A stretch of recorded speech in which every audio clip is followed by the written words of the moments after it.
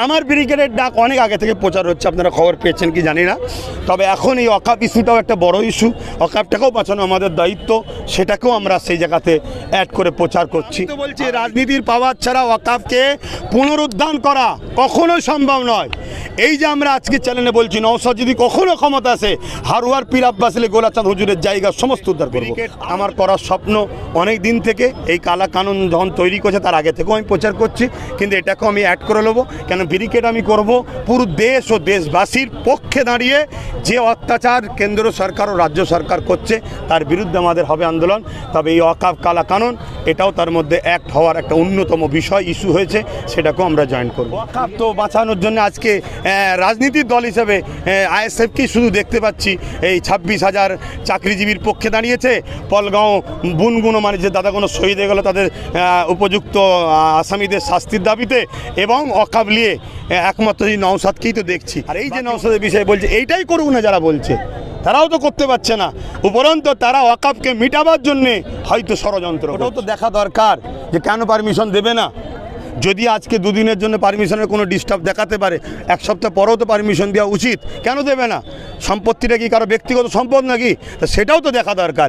এই চ্যালেঞ্জটাও তো মুসলমানদের লিয়া দরকার যে সবাই করবে, আমরা আমাদের বেলায় করতে পারবো না। বন্ধ করে শোক পালন হয় না, আন্দোলন আরও বাড়ানো দরকার ছিল। সেই আন্দোলনে অকাপের সাথে পলগাঁওকে জুড়ে নিয়ে আন্দোলন করা দরকার ছিল।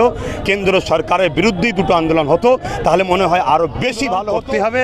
আন্দোলনটা হোক কেন্দ্রের কালা কানুনের বিরুদ্ধে, এবং পলগাঁও যে হামলা হয়েছে সে প্রকৃত দোষীদেরকে শাস্তির দাবিতে, এবং পাশাপাশি আমার রাজ্য সরকার যে কথা বলেছে কথাকে তেনাকে ফেরত নিতে হবে। আর আন্দোলন ভাই দীর্ঘদিন ধরে চলছে, প্রায় 10 বছর। এই ওয়াকাফকে নিয়ে অনেক রকম ষড়যন্ত্র চলছিল, আমি বুঝতে পেরেছিলাম যে আন্দোলন চলছিল।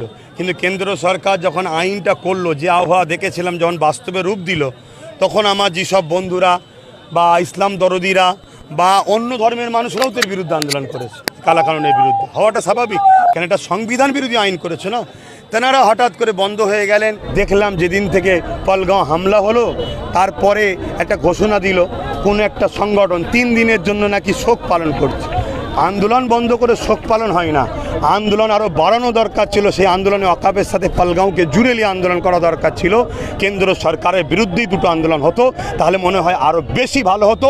এই আমার যে আজকে 26 জন ভাই ইনসাফ এখনও পাচ্ছেন, তারা ইনসাফও হাতে একদিন পেয়ে যেত, কেন্দ্র সরকার হয়তো চাপে পড়তো। এবারে কোথায় কে সেটিং করে নিচ্ছে না কি হচ্ছে, আমরা তো ভাই ছোট মানুষ, অত বুঝতে পারছি না। এই যে 3 দিন শোক পালন, সেই শোক পালন এখনো চলছে, এখনো তার কোনো পরবর্তী নির্দেশ আসেনি, কি বলবেন? শোক পালন ভেঙে যেমন আন্দোলনে নামছে না, তোমরা অকাপ আন্দোলন যদি নাও তেনারা করেন, কমসে কম পলগাঁওয়ের বিরুদ্ধেও তো বলার জন্য লোক নেওয়া দরকার। বড় দুঃখের বিষয়, আমার রাজ্য সরকারও যখন বলল যে আমার রাজ্যে কেউ করলে সব থেকে বড় দুশ্মন হয়ে যাব, ওই সময় দেখলাম অনেক সংগঠন ঝিমিয়ে গেলেন। আবার কিছু সংগঠন কিন্তু একটু হলেও আন্দোলন না করলেও বাইট টাইট দিয়েছিল, দেখলাম। যারা বাইট দিয়েছে রাজ্য সরকারের এই অন্যায়ের বিরুদ্ধে, তাদেরকে ধন্যবাদ জানাই। তবে কিন্তু আন্দোলন করতে হবে। কিন্তু অনেকে রাজ্য সরকারের সহযোগিতায় তাদের হয়তো মাদ্রাসা চলে বা আরও কিছু চলতে পারে, তাই হয়তো রাজ্য সরকারকে তারা দুশ্মনীর ভাবে নিতে চাইনি। কারণ রাজ্য সরকার বললো আমি দুশ্মন হব, এজন্য চুপ করে গেছে। তবে সাধারণ ধর্মপ্রিয় মানুষকে বলবো, আন্দোলন করতে হবে।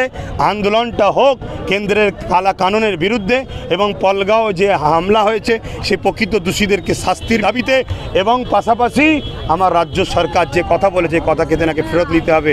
যে আমি এই রাজ্যে আন্দোলন করলে সব থেকে বড় দুশ্মন হবে গুলোগুলি করলে, এই কথাটা বলা আমার মিস্টেক হয়েছে, আমি ফেরত নিচ্ছি। তাহলে তিনার বিষয়ে বলাটা বন্ধ থাকবে। আমাদের শুধু লড়াই যেমন কেন্দ্র সরকারের বিরুদ্ধে ছিল সেটা হবে। বাকি রাজনীতি হিসাবে কে কাকে ভোট দেবে না দেবে, কার রাজনীতির লড়াই থাকবে, ওটা আলাদা বিষয়।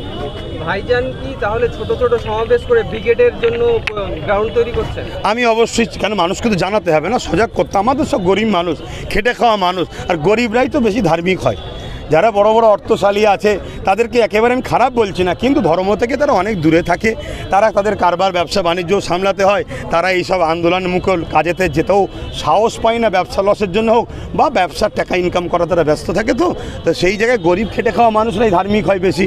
আর হুজুর পাক সাল্লাল্লাহু আলাইহি ওয়াসাল্লাম বলেছেন গরিবরা ধনীদের থেকে 500 বছর আগে জান্নাতে যাবে, আলহামদুলিল্লাহ। তো সেই জায়গায় এটা প্রচার তো করতেই হবে। প্রচার করে ব্যারিকেড আমার করার স্বপ্ন অনেক দিন থেকে। এই কালা কানুন যখন তৈরি করছে তার আগে থেকেও আমি প্রচার করছি, কিন্তু এটাকেও আমি অ্যাড করে নেবো। কেন ব্যারিকেড আমি করব পুরো দেশ ও দেশবাসীর পক্ষে দাঁড়িয়ে যে অত্যাচার কেন্দ্র সরকার ও রাজ্য সরকার করছে তার বিরুদ্ধে আমাদের হবে আন্দোলন।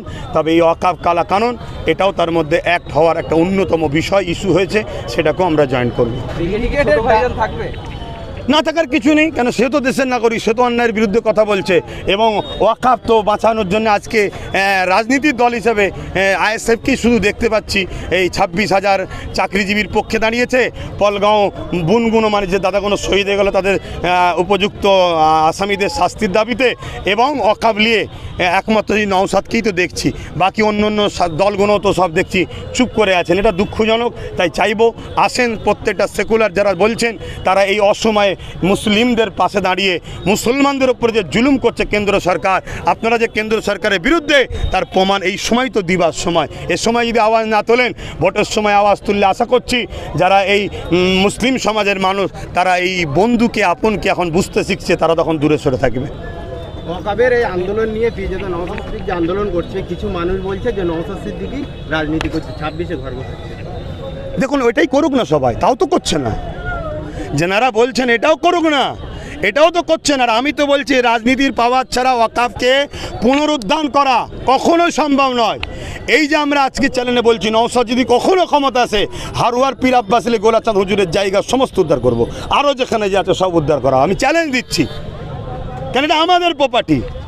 এবং শুধু এটা নয়, দৌবত্য সম্পত্তি যে বেদখল হয়ে আছে নওশাদের দ্বারা সেটাও তো উদ্ধার করা হবে। আদিবাসীদের যে জঙ্গল আছে সেটাও উদ্ধার করা হবে। কেন ধর্মীয় জায়গাতে আঘাত দেবে কেন? রাজনীতি করছো মানুষের উন্নতির কথা ছেড়ে দিয়ে। আর এই যে নওশাদের বিষয়ে বলছে এইটাই করুক না, যারা বলছে তারাও তো করতে পারছে না। উপরন্তু তারা ওয়াকফকে মিটাবার জন্যে হয়তো ষড়যন্ত্র করছে।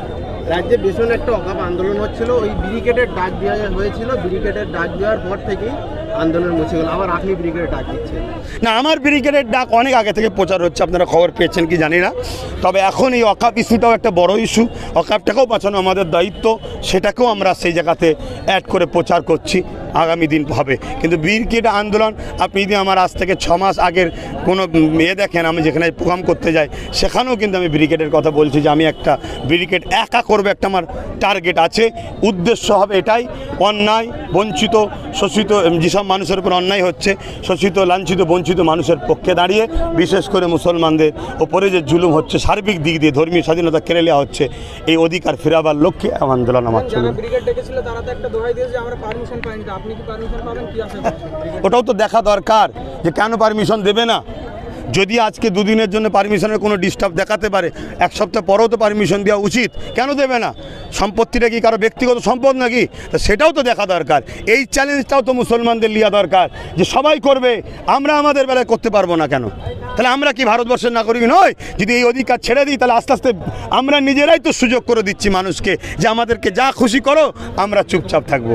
যাক, আপনারা পানি এসছে, আবার অনেক কষ্ট করেছেন, ধন্যবাদ আপনাদের ঘরে।